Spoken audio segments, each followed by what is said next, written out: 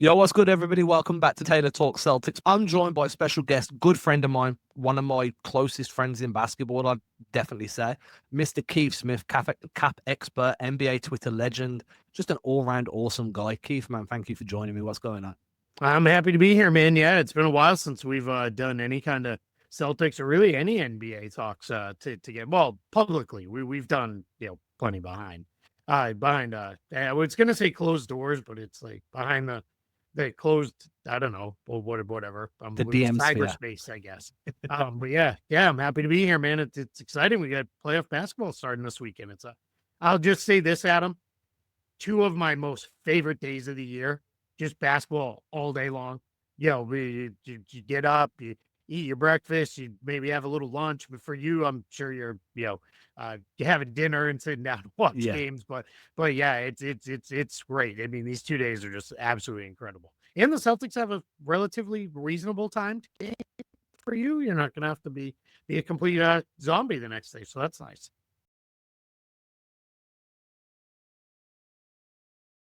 Because it ends early enough that I can do a podcast straight after, or I can Yeah. make something straight after.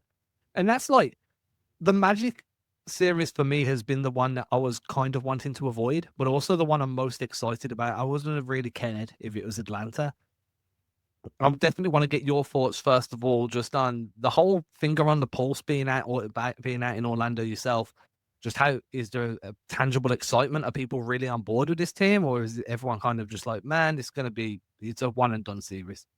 Yeah, I think they're super excited that the team was able to rally from all of the injuries. I mean, this team went through so much with guys out of the lineup at points. They were, down to one of their three best players for long stretches, and it was really rough. And then Jaylen Suggs out for the year, who's really beloved here in Orlando. But they love this team, so they're I think very excited. But I think Magic fans are also being pretty realistic. Last year, I think they were like, we have a chance to beat the Cavs, and they almost did. I think this year they're like, yeah, we need about 99 out of 100 things to go right for us to beat the Celtics. But it's more about, I don't think Magic fans want to take a step back to missing the playoffs when you had that momentum last year. So at least, hey, we're here. We won our playing game. They won it handily. Yeah, we could go. There are some things they can do to cause Boston some issues, but yeah, they'll be fired up. The building will be rocking when they get there for game 3 and 4. It'll be a lot of fun in Orlando. The fans are really coming around. This Magic team is the first one that a lot of there are like true Magic fans in the playoffs, because the previous Magic teams that were good, so the Shaq Penny era, the Dwight era, you had a lot of people jumping on board with those teams, but it's because no one's from Orlando. Now we're into the group of like our daughter grew up here, so she's a Celtics fan because I raised her right. But it's it's if you the kids who grew up here are growing up Magic fans because they grew up here, so they're their team. They did not move here at some point in their teens or 20s, when already having a fandom established. So that's a lot of fun for the area as well. First of all, because I raised the right line just took me. Uh, I'd like to say the same about my daughter, but the last time we went out and she saw some basketball gear, she decided to pick up Lakers gear just to Oh really get at God. me. Just to get at me. She gave me that Yeah. look. She knew what she was doing. Yeah, I we told our daughter that purple and yellow are bad colors from the time she was very, very little. And she's never been there. Now of course her soccer team wears purple, but nothing we can do about that. no yellow though, so you're okay. No yellow, thankfully. It's purple and black. So yeah, we can live with it. Yeah, you can get by with just the one of them. It's when you put the two together that they become a bad combination. It really stood out to me mentioning like that was an aspect of things I never really considered. Not having real Magic fans in the arena versus having real Magic fans in the arena. Being so far away, it's not something that would have ever crossed my mind. But that's Sure. really interesting. Do you find that like when you're in the arena now, there's a bit more of an atmosphere, there's a little bit more of a presence from that fan base? Yeah, for sure. And they've always been pretty good fans. Like the end of the Dwight Howard era, like people were really into it, and then they had pretty good support when the team was bad for a very long time. Like they just couldn't get out of their way. They made they did make those couple of playoff appearances with Vucevic and Gordon and Fournier in that group, but then that, really kind of, I don't want to say fell apart because it was very intentionally taken apart to bottom out, which then in turn has led to now this team. But this team, it feels like there's like just a different level of attachment, especially from the younger fans, which is really fun. And this is still when the Celtics come in town, the Knicks come in town, the Lakers come in town. There's a lot of opposing jerseys in the building. I think they snap up every ticket they can get, especially the East Coast Celtics, Knicks fans, the transplants who move down here to Florida. They'll snap up every ticket they can find, and there's times when the building's like 50-50. But I think when we get to the playoff game, you're going to see it be more like maybe 75-25 Magic fans, which is probably still a little light for the home team, but they'll be there. They'll be loud. They'll be making a lot of noise. In the fact that, like you said, the kids are behind it. They get in there and they get going absolutely bonkers. I really wish I could experience that in Orlando. One of the questions I've got, you've covered the Celtics from when they were in this entire rebuild, right? From the KG trade, Paul Pierce trade, all the way through the IT years, through the Brad Stevens years. I was on the same team with you over at Celtics Blog for the majority of that rebuild. Yep. How much correlation, that was the word I was looking for, do you see between where the Magic are now, just two really high-level wings in Paolo and Franz, where Boston were with Jayson and Jaylen? Obviously, the Celtics had a better supporting cast for the majority, but just in terms of the development and the trajectory that Orlando are on, and a lot of people seem to be drawing that comparison of like, are these like the mini Celtics? Do you see that, or are you like, no, these guys are kind of forging their own way? Yeah, maybe. I think the single biggest difference is Tatum and Brown showed so early on, excuse me, that they could be the guys that Danny Ainge first, then Brad Stevens picked it right up behind Danny Ainge, very aggressively going after getting guys to kind of be alongside them. And then as Stevens put it when he took over, guys who were going to be supportive of JT and JB and build them up and lift them and push them into, what it was. I think he said they're the pillars we need the rest of the guys to support around them. And that was, kind of a cool way to phrase it, where I think the Magic, they've not done that yet. Kentavious Caldwell-Pope's addition was a big swing this summer. And then I think we'll see, do they get into a point where it is, boy, we really like this young player X, but the best thing to do is put him in a trade to go get veteran player Y who can come in and really support Banchero and Wagner. But I think that's also why it was very important to make the playoffs again, because that's going to tell you a little bit more about what do we need, right? They want to get to the level the Celtics are at. They want to be there where we're a title contender. This series is going to, whether it's over in 4 games, 6 games, 7 games, whatever, this series is going to tell the Magic, this is what we need to get on the level the Celtics are on. And KCP doesn't seem to be one of those long-term pieces. He's struggled this year, right? From everything that I've seen, through a few games. Obviously, I'm not watching a bunch of Magic games, but from the handful of Magic games that I've looked at, whenever I've checked in on the box score or like the impact metrics, KCP doesn't seem to be having the on-court impact many people had hoped for. Well, obviously, we don't know what the locker room impact's like, and I'm assuming that's a lot more productive just because of the professionalism that he brings. But has that been kind of a bad pickup for Orlando? It certainly looked that way early on, and when they had all the injuries, and it was really, man, they need somebody to step forward and be good for this team. He just couldn't get it going. He couldn't find the range until we hit 2025. Outside of a dip in February, he's been awesome. I mean, he was incredible in March. In March, he averaged, let me make sure I get it right, 9.4 points, which is no one's going to jump up and down about that. But 51% from the field, 45% from 3. Then April, it's only 5 games. He was even better. So as the season has gone along, he's rediscovered his shot, which obviously that's the single biggest thing for him to put him back in a good place. And then defensively, he has had an impact all year long. The Magic are an incredibly good defensive team. I think some people are going to come away with like, if the Celtics play the way I think it's going to go, I think some people will come away with like, this was the second best defensive team in the league.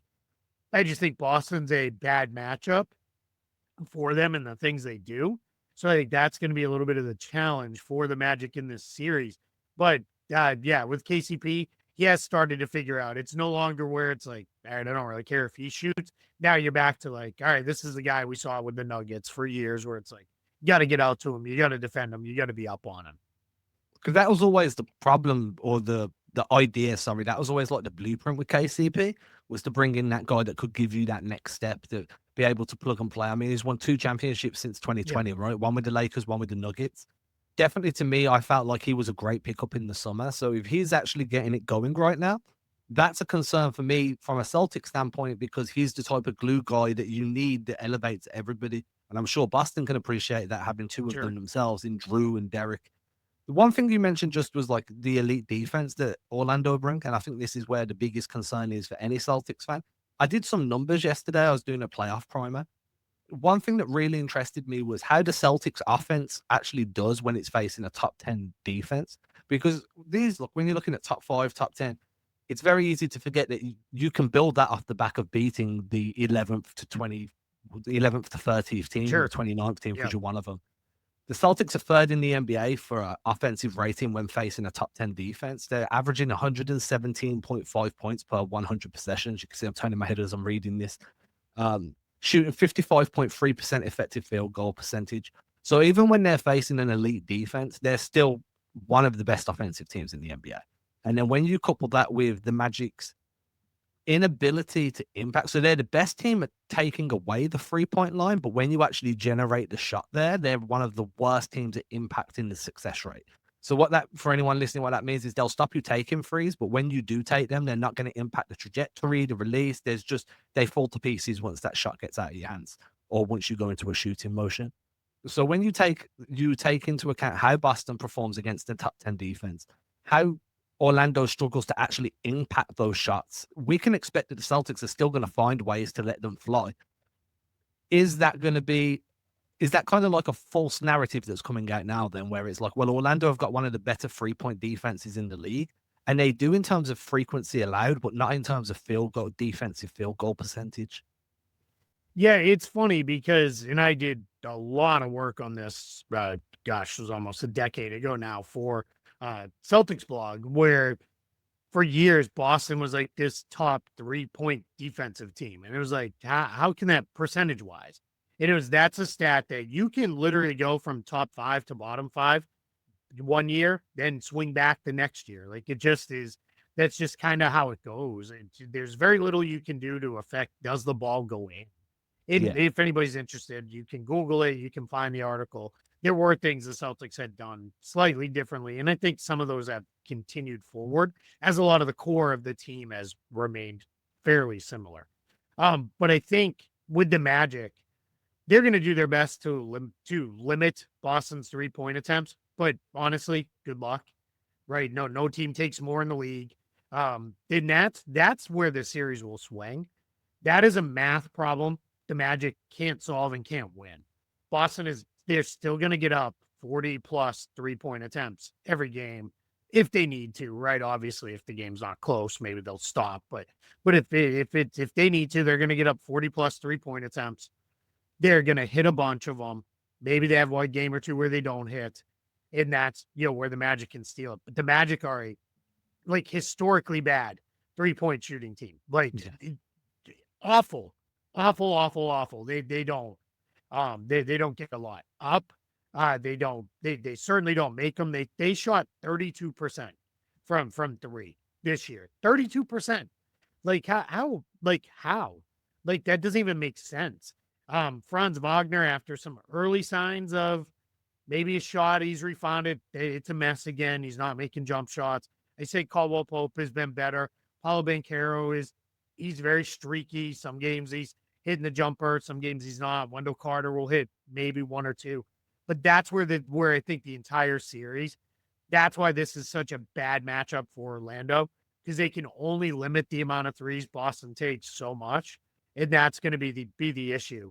They're just not going to be able to outshoot the Celtics you're going to have to outshoot them 4 times in 7 games to beat them, and that's just not going to happen. There's too much disparity. I mean, I would not be surprised if every game there was a 20 to 40 to, it could even stretch as high as 60-point variance between the two teams and made 3-pointers. Like, would not surprise me at all if that's where this lands. The other concern I've got for Orlando, though, building on exactly what you've just said in terms of this 3-point variance and the swings that can happen, is the Celtics are really, really good at beating the closeout. They don't shy away from putting the ball on the floor. Everybody in that top 6, top 8 rotation, if you include even Sam Hauser now, who's really added that off the dribble game to his repertoire this year, they can cook you off the bounce if they need to. And the Magic tend to, from what I've seen so far, I'm still going through the film, but what I've noticed is they tend to collapse quite early on drives, and the Celtics will just eat you up on the second kick out. They will happily drive that rock, make you collapse, but now you're in rotation because you're one guy short that's just closed out on you. Yep. And then they're just going to kick it out, swing it again, and then they're going to cook you wide open. So it's really difficult, not just the math game, but the game within the game. You're going to try and take away that 3, but to do that, you're going to have to close out hard. And the Celtics have the talent there to counter you every single time. And that's where my biggest concern is for Orlando, is how do you even try and limit that on a consistent basis? You can bank on the Celtics having a bad shooting game, maybe once, maybe. Shooting variance is a real thing, and it's been a real thing under Joe Mazzulla just because of that volume. But in terms of actually having a game plan, how do you see them actually finding success there? Or is it just the fact that they can't? Yeah, I think the Magic need to be very conscious of not trying to worry too much on matchups. I think you just need to, if you need a straight switch, just straight switch, because where the Celtics will kill them, I like to say it's when they get teams in the blender, right? You just get them moving around, and now all of a sudden you're on your 3rd or 4th closeout, and whether it's they beat you, it's funny because in a lot of ways the Celtics are like every high school basketball coaches from that I grew up dream, because the thing they would preach is the ball moves faster when you pass it, moves faster than if you dribble it. But the Celtics really do that. I mean, I don't know this to be true, but I believe they have to be near the top of the league in high pass possessions, meaning number of passes in a single possession. Everybody thinks of them as this extreme ISO matchup hunting team. And not that they don't do that, but they are very much a team that is get the ball moving, get it cycling. They may start out that way in an ISO, where that's the initial attack, or we hunted a mismatch on a pick and roll, but then it's all designed around get downhill, draw the next guy, move it, cause them to move. And then once you get them caught in the blender, that's where Orlando's going to be in trouble. I think they have to be very open to either you don't switch at all and just live with, this is what they're going to get, and we're going to fight it through screens. They had Jaylen Suggs, that would be a lot more of a tenable strategy for them. They're obviously not going to have him.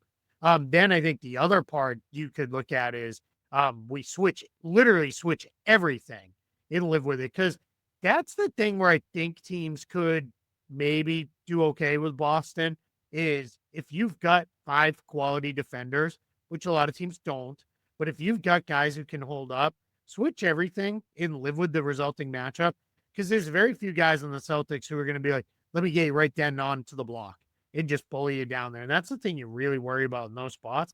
But that's where Tatum and Brown, if Brown's healthy and feeling up to it, and even White and Holiday, all right, we just moved in until we found the guy we want. Now we go. It's that, not to be cliche about it, but it's that killer whale concept that they've talked about all year long. Which is such a wild concept, right? The fact that every other team talks about, I don't know, finding the right man, finding the right matchup, and Boston are like, we're out here hunting seals. The Mazzulla mindset has just rubbed off on everybody. And it's bizarre, but it's also really fun.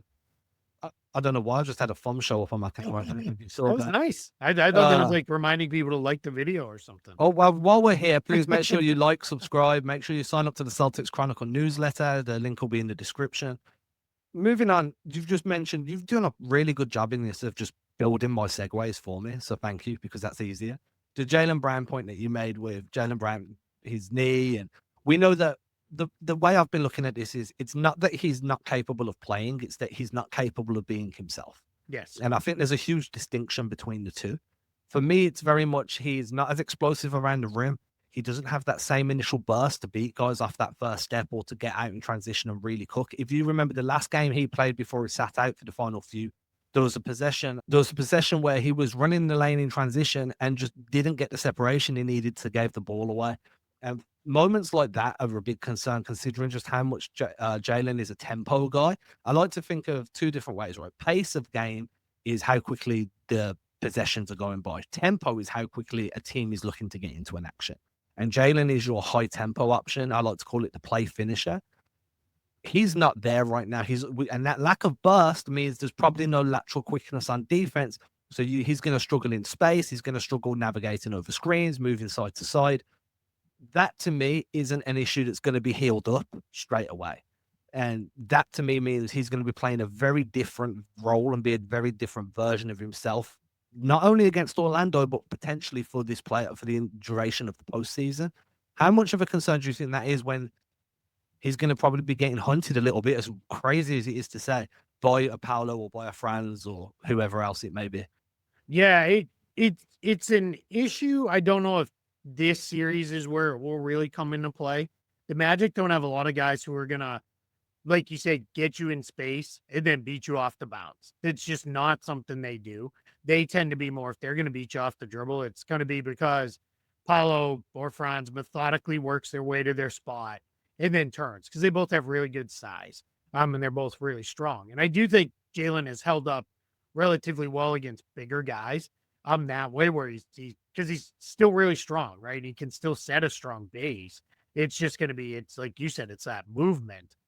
So I don't know that this is the series where it really comes up. Maybe Franz can get him every once in a while, because he is better off the bounce than I think people realize.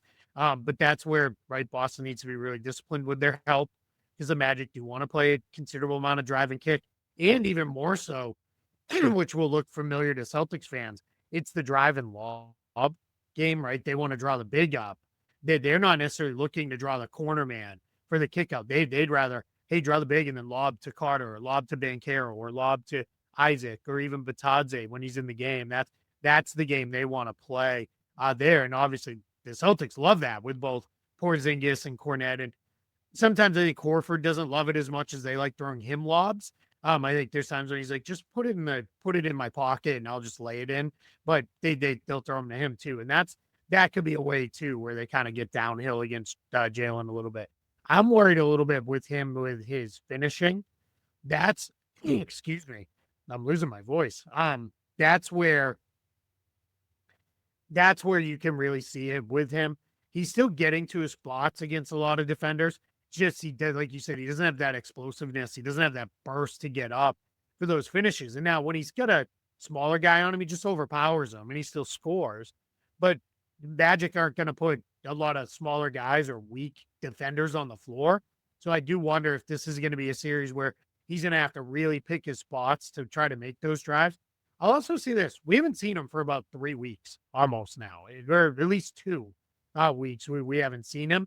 And who knows, maybe that time off has done him a little bit of good. Maybe he will be feeling a little bit better. But is that going to be where he feels really good for game 1?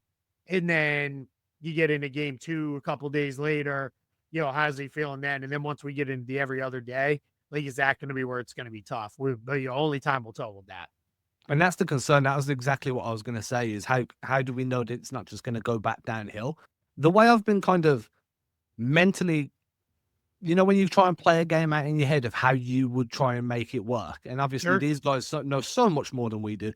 And I'm never going to assume that I've got any of it right ever. And if I do, then it'll be my claim to fame on socials for a day. I'll be like, I spoke about this on this episode at this specific timestamp. But what I expect is to see Jaylen working in that pocket between the 3-point, around the high help line, right? So the 3-point line down to like the free throw line extended. Have him working in that pocket, specifically around the elbows in elbow actions, where he can just run little kind of pick and pops as an inverted screener or as a screener and just let those mid-range jumpers fly. Now, is that analytically great? No, but it's analytically sound when Jaylen Brown is one of the best mid-range shooters in the league, and it's a low impact on that knee. I also think most teams are going to give that shot up in the postseason because they're going to be playing drop or they're going to be playing high hedge. So Brown's kind of that release valve on either way.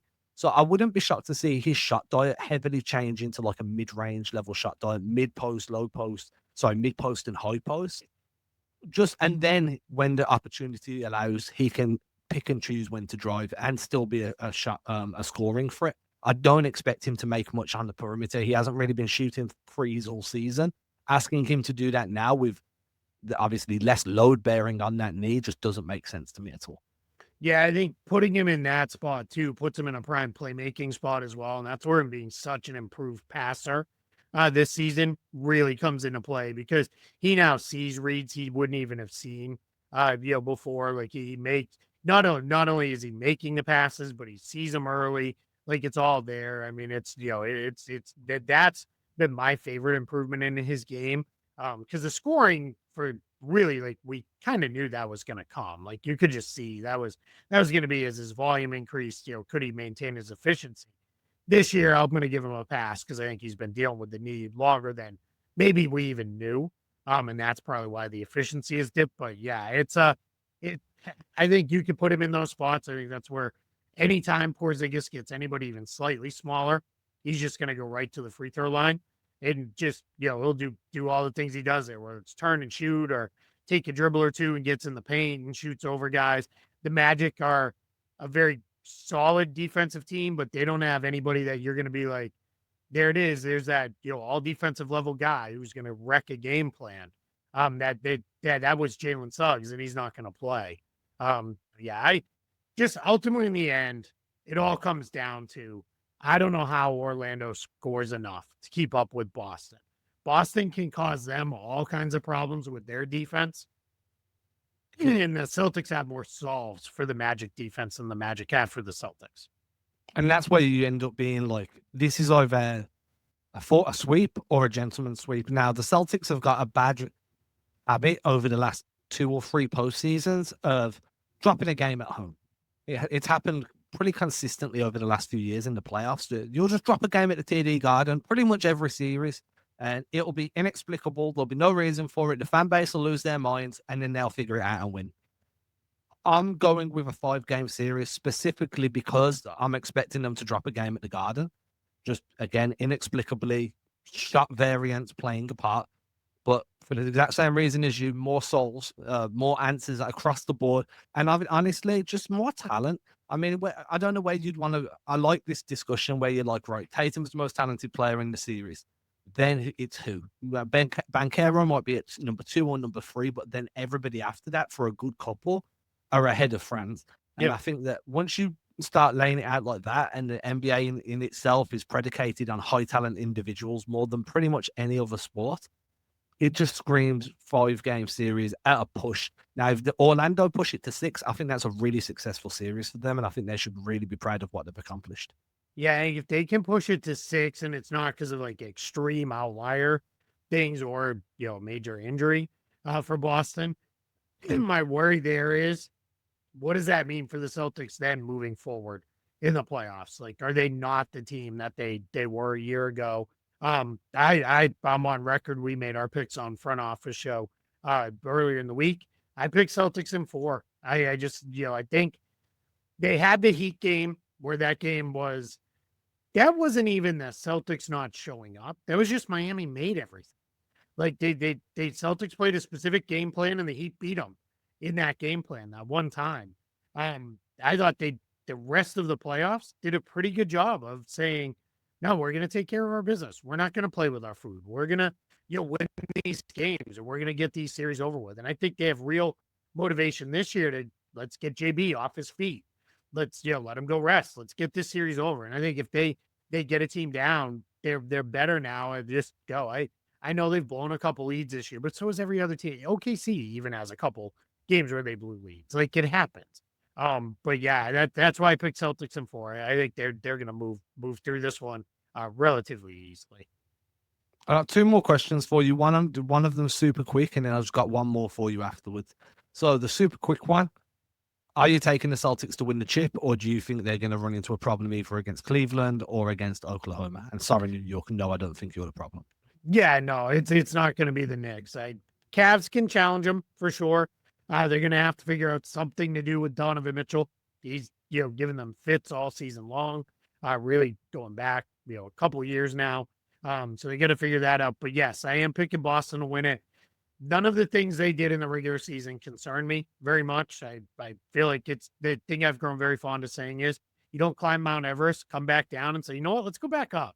Like, let's do it. You take time. You recoup, you rest, you gear back up, and you work your way back up to climbing the mountain. Again, if you're going to do that, that's what they did throughout the course of the regular season. So I'm not at all worried about any of that stuff. They're gonna move with that, and then yeah, the Thunder are challenged to be sure. But let's see, right? Let's see what it looks like, when we get there. That's the faith level I have in the Celtics in performing, when they get there. That's fair. I've got the Celtics too. I think that my bigger concern coming into the season, I had New York higher than I did Cleveland. Obviously, I was wrong, and that's okay.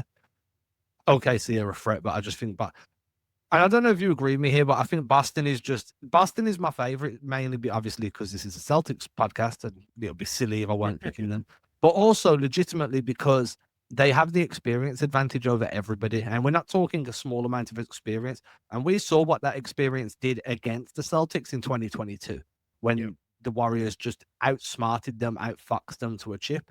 I think the Celtics are at a point where they could do that to a Cleveland, where they can do that to an OKC, where it's just like, yo, you're a year away. Next year we'll be concerned, but right now you got to take this L so you can go away and figure it out. Is that kind of the mentality you're approaching it with? Yeah, that's where I'm at exactly. Yeah, I think it's just, I think now too, they know what it takes. They understand, get out there, take care of it, get things done, and just go.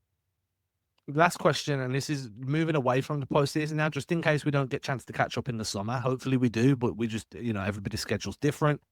There's a lot of talk about the Celtics needing to move on from a guy or two just to duck under that second apron. Obviously, you've got the new ownership in place, or if that gets approved by the NBA because of there's some rule about shared ownership or something that's a problem, or consortium ownership. Yeah. Groups can't own more than a chunk of a team, and that all gets sorted out. So once that's done, and either way, to be honest, the Celtics probably need to duck under that second apron.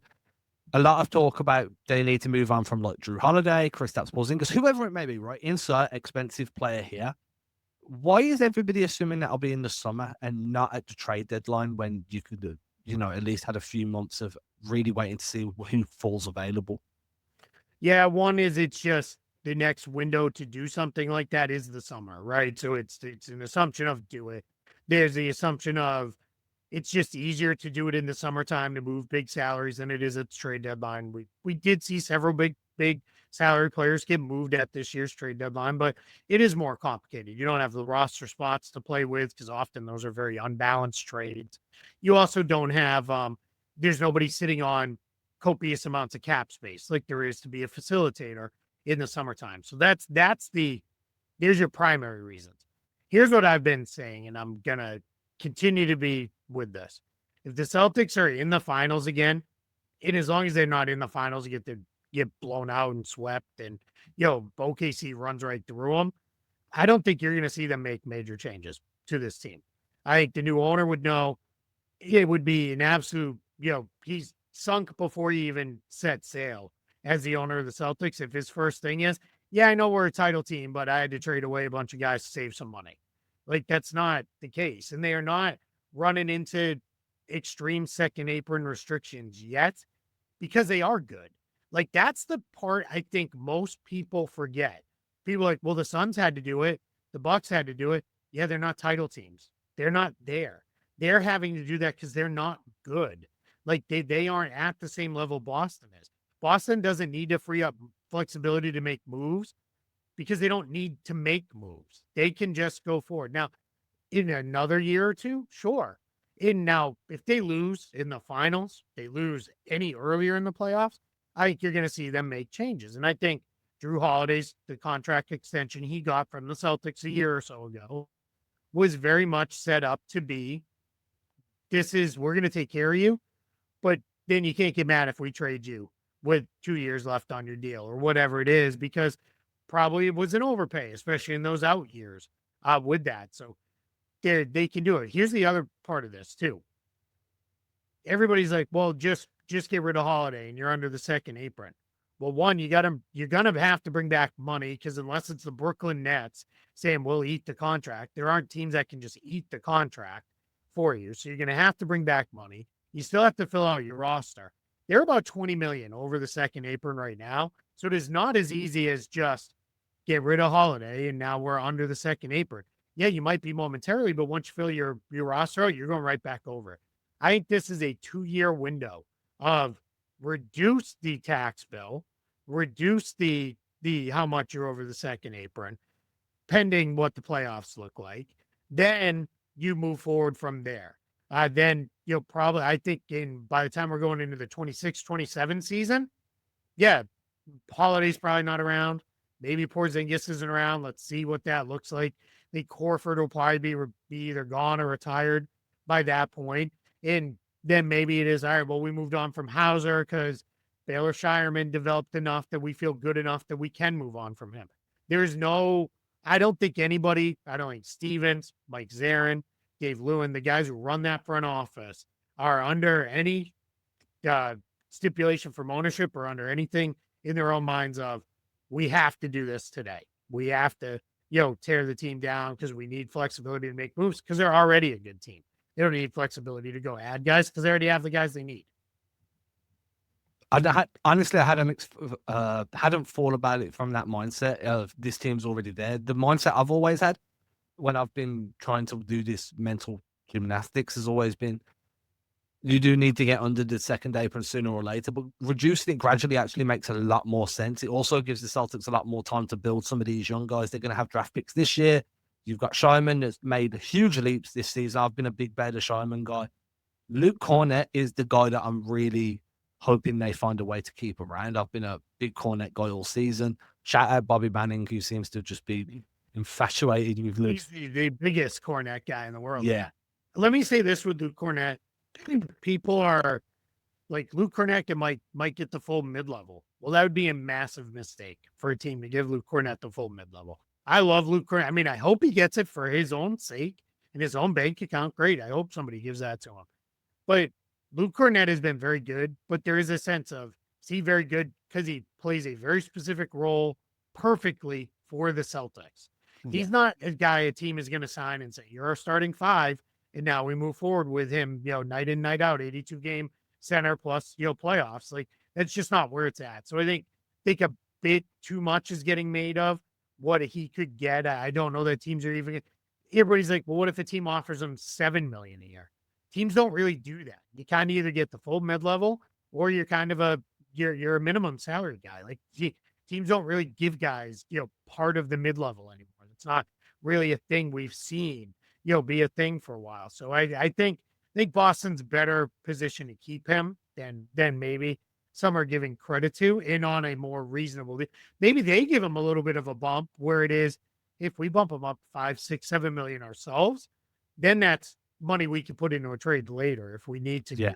But yeah, I keep having to tell Celtics fans, stop worrying so much about the future that you're missing what's happening today, because you're missing a really good team.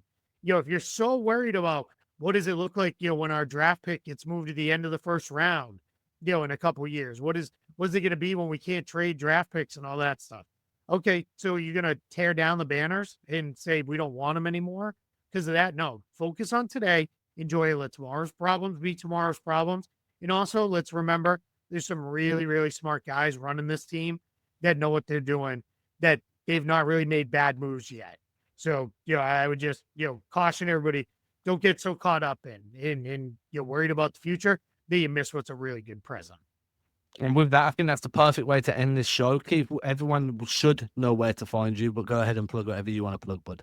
Yeah, you can find my written work on Spot Track. We're in the middle of our off-season preview series right now, where we're I said middle, but we're really getting them cranking out. We go in order of elimination. So the Jazz, Pelicans, and Wizards are already posted.